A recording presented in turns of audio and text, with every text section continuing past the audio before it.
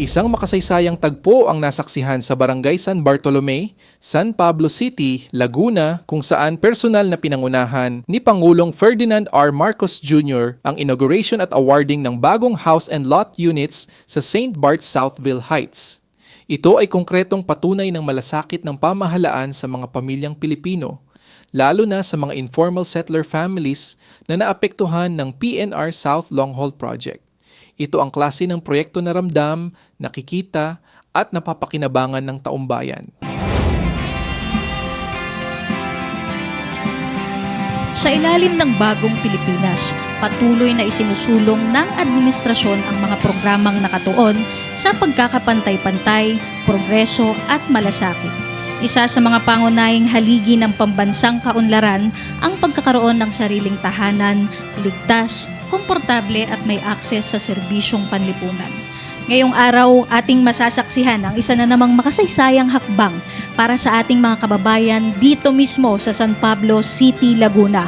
Ang inauguration at awarding ng St. Bart's Southville Heights Housing Project, isang pamayanang tinataguyod ng National Housing Authority para sa mga pamilyang apektado ng Philippine National Railways South Long Haul Project ng Department of Transportation.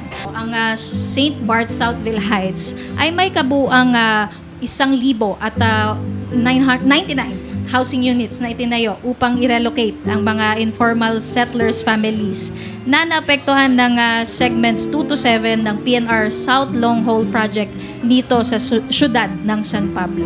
Ang proyektong ito ay nagkakahalaga ng mahigit 769 million pesos na pinondohan po mula sa DOTR Trust Fund na nagsimula noong November 23 at natapos nitong June 2025. Itong naitayo natin dito sa San Pablo City, Laguna ay hindi lamang basta bahay. Ano po ba yung meron dito sa ating kabahay? Tama, Fin. Ang bawat row house ay may 40.5 square meter lot area at 27.35 square meter floor area. Pero higit pa riyan, isang buo at kumpletong komunidad ang nakapaloob dito. May road network, drainage, level 3 water supply at Meralco electricity. Kasama rin ang mga pasilidad gaya ng livelihood training center, health center, daycare, school building, talipapa, tricycle terminal at multipurpose covered court. Tama nga, no? Hindi lamang susi ng bahay ang ating masasaksihan ngayon, pero isang bahay na punong-puno ng kinabukasan. At ngayon po, nakikita natin at nasasaksihan ng pagdating ni Pangulong Ferdinand Bongbong R. Marcos Jr. kasama po sina Department of Human Settlements and Urban Development Secretary Jose Ramon Aliling, National Housing Authority General Manager Joe Bentay, at yung ilang mga officials ng Department of Transportation. Kasama na rin po ang General Manager Giovanni Miranda ng PNR. Of course, nandito rin po ang ating mga lokal na opisyal ng probinsya at syudad ng Laguna na kasama po ang ating Pangulo sa pag-inspect ng ilang mga bare units dito sa housing natin.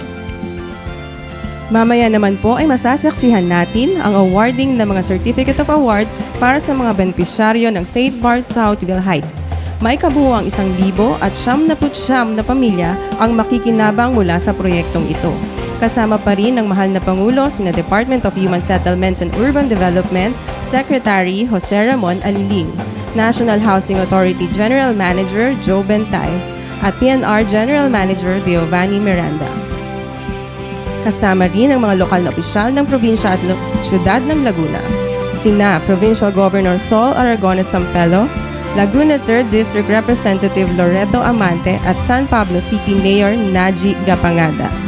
Ayan, ito po ay simbolo ng sama-samang serbisyo ng lahat ng opisyal ng pamahalaan. Ma'am, matanong ko lang, no, para rin po sa knowledge ng ating mga manonood. Paano po ba napipili yung mga benepisyaryo ng mga ganitong pabahay ng NHA? Yung mga pamilyang ito, dumaan sila sa masusing social preparation at validation process ng NHA, katuwang ang LGU at iba pang ahensya. Ito ay upang matiyak na lahat ng kwalipikado ay mapagkakalooban ng sariling tahanan. Ma'am, no, itong nakikita natin ngayon ay isang magandang modelo ng pabahay dito sa San Pablo, Laguna. Ma'am, ano po ba yung mga community facilities and housing features ng proyektong ito? Kasama ang mga serbisyong panlipunan at pasilidad. May health center, school building na may 15 silid-aralan at livelihood training center para suportahan ang kabuhayan ng mga residente. Kanina po, nakipanayam namin ng ilan sa mga interviewees natin. No? Nakapanayam natin yung ilang mga benepisyaryo ng pabahay na ito ng National Housing Authority.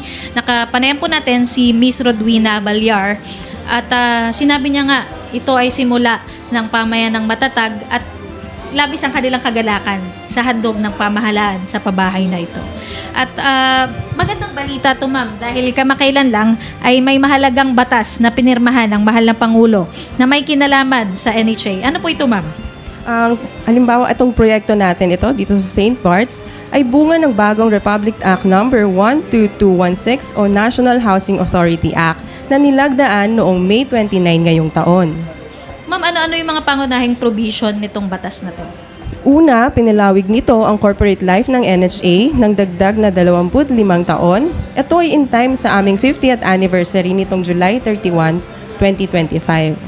Kabilang sa mga silent provisions ng batas ang pagtaas ng capitalization ng NHA mula 5 bilyon hanggang 10 bilyon na babayaran ng buo sa loob ng 10 taon at ang reorganization ng Board of Directors nito na bubuuin ng DSUD, DPWH, DOF, DILG, DBM, DepDev, NHA General Manager at 2 pang dalubhasa sa Housing, Urban Planning and Development.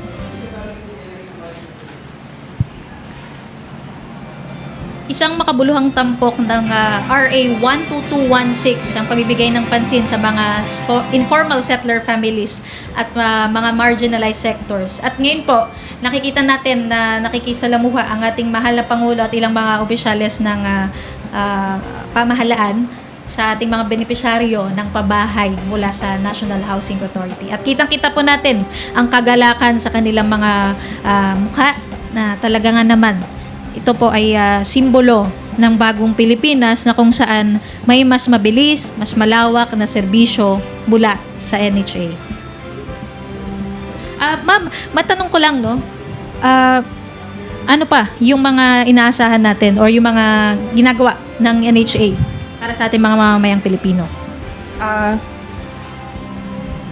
Nung Saturday lamang po, nagkaroon kami ng pamimigay ng Emergency Housing Assistance Program sa syudad ng Caloocan, kung saan 1,000 pamilya ang nakatanggap ng tig sa 10,000 piso para makatulong sa kanilang pagtatayong ng bahay or pagpapagawa ng bahay dulot ng nasira, dulot ng mga nagdaang bagyong Krising, Emong, Dante at Habagat. Talaga nga naman, no, ma'am, hands-on din talaga ang National Housing Authority, lalo na sa mga kababayan natin na lubos na naapektuhan ng mga kalamidad katulad ng mga bagyo, yung mga sunog, at iba pang mga kalamidad.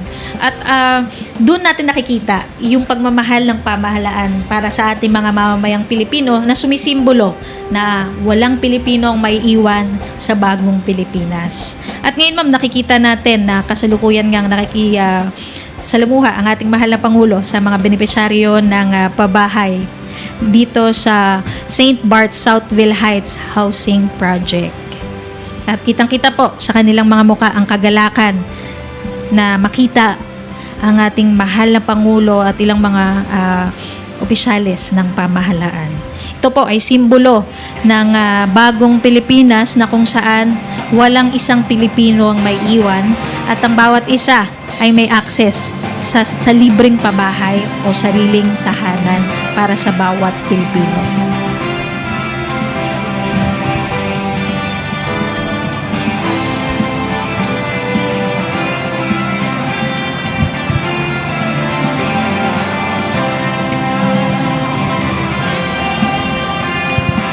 Ang kaganapan po natin ngayon ay nakatuon sa pagkakapantay-pantay, progreso at malasakit. Ito po ay isa sa mga pangunahing haligi ng pambansang kaunlaran, ang pagkakaroon ng sariling tahanan, ligtas, komportable at may access sa serbisyong palipunan. Yan po ang goal ng isang bagong Pilipinas na tinataguyod ng ating mahal na Pangulo na si Pangulong Ferdinand Mga kababayan, R. Marcos Jr. ang Pangulo ng Republika ng Pilipinas, His Excellency Ferdinand R. Marcos Jr.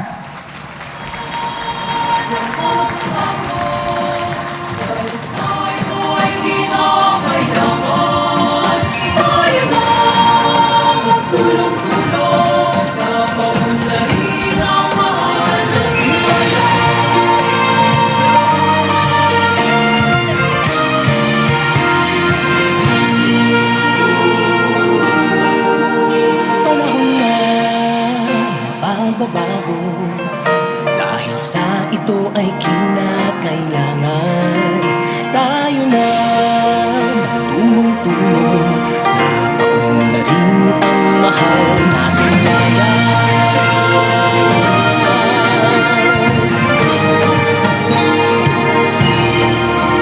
Panahon na magbabago at iayos ang mga dapat ayusin. Dapat lang maging tungkulin ng bawat mamamayan dito sa atin.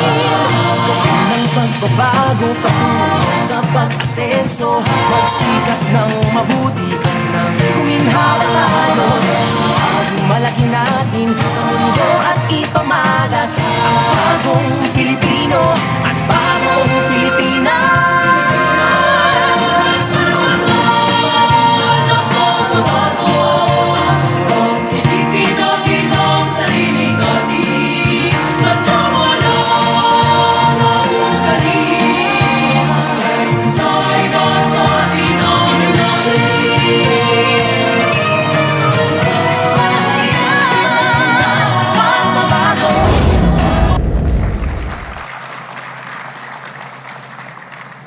Talaga po, kahit medyo maulap ng kaunti, napakaganda pa rin po ng araw na ito. Dahil kasama ang ng pagbubukas ng mga pintuan sa bagong tahanan ay ang bagong pag-asa para sa napakaraming pamilya. Sa inyong bahay, may ligtas kayong masisilungan at tahanang mapupuno ng masayang alaala. Kasama ang DOTR, NHA, lokal na pamahalaan ng lungsod ng San Pablo.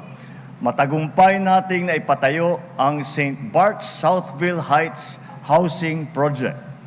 Sabi ko nga sa kanila, St. Bart's, napaka-sosyal pala nung pangalan. Kasi pala Barangay San Bartolome ito. Hindi, kunyari, parang para yung St. Bart's, sikat na lugar yan eh. Kaya pagagandahin natin itong lugar na ito, kagaya ng St. Bart's na kinikilala sa buong mundo.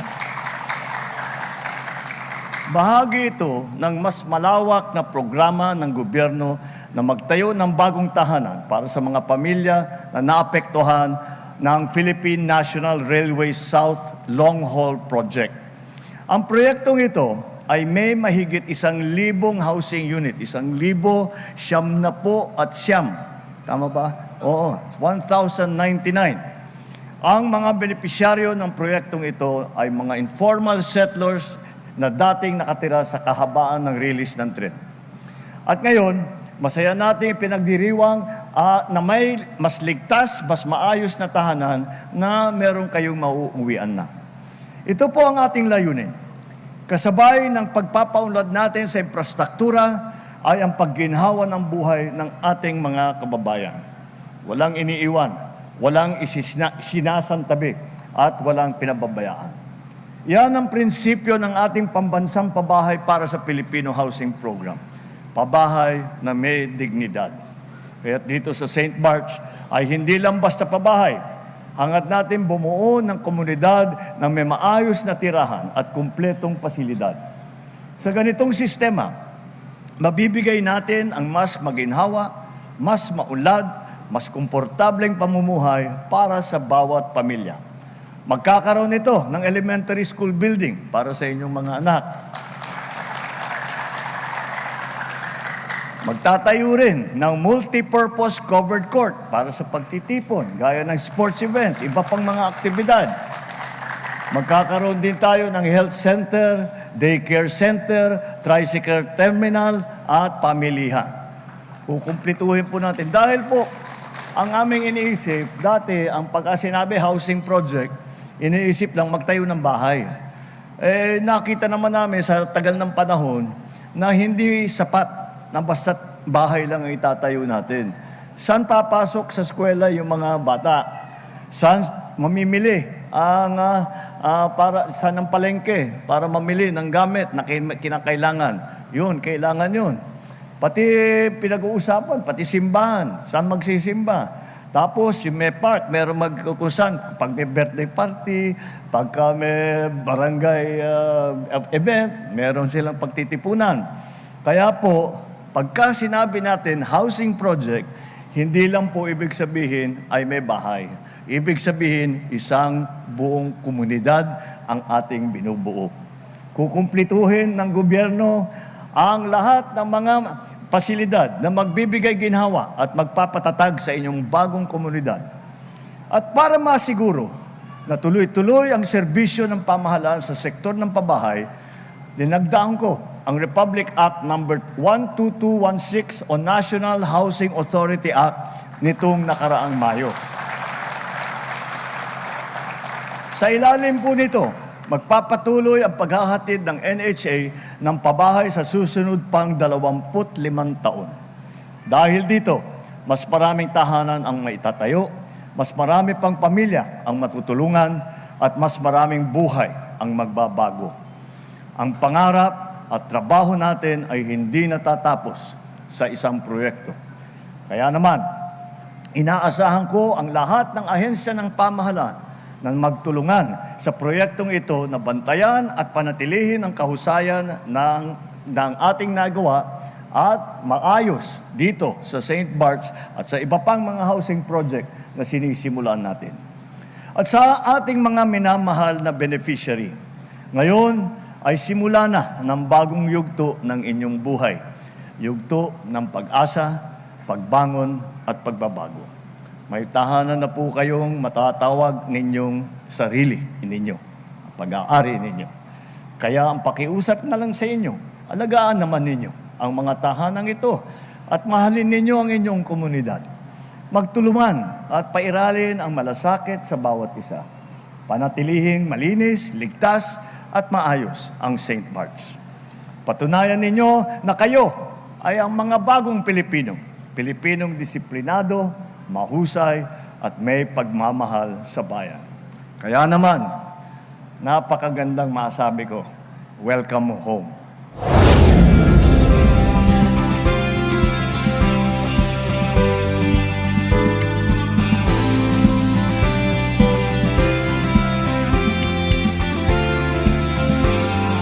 So ngayon po, ang NHA po nakapag-construct po ng 1,099 housing units para po sa kanila.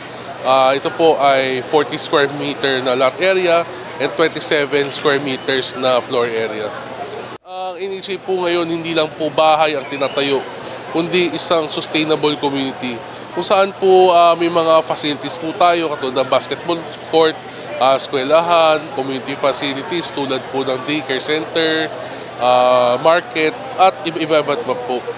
Pero inuna lang po natin yung bahay and yung mga iba po, i-construct rin po yan pagkalipat po.